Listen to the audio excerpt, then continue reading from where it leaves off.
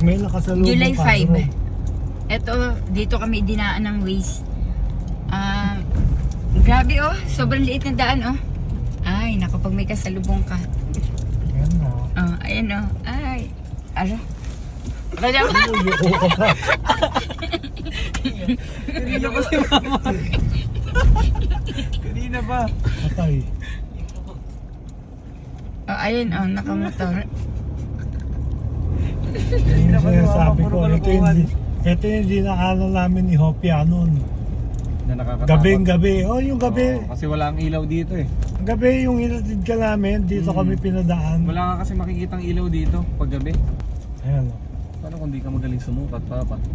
Yung parang ang dati, ayan o, saktong-sakto na tayo. Ayan yung daan. Utangin na, problema ako nung gabi.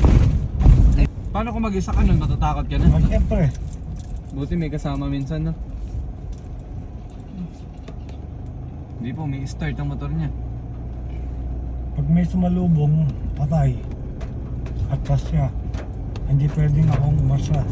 Yung dinaanan na kami po, tingnan mo naman, no? Ang liit na daan oh, saktuhan lang. Tapos dito oh, ang liit ng daan, sobra.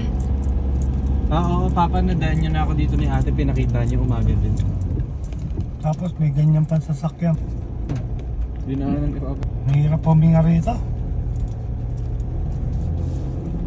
Ay, kung kaya mo. Ay, ikaw kaya mo? Pusangin na, eto nga, saktong-sakto sa sasakyan natin. Hindi ko na alam kung papasok pa ako sa iba riyan. Wala na, malabo na tong masyas. Bubungguhin ko na lahat yan.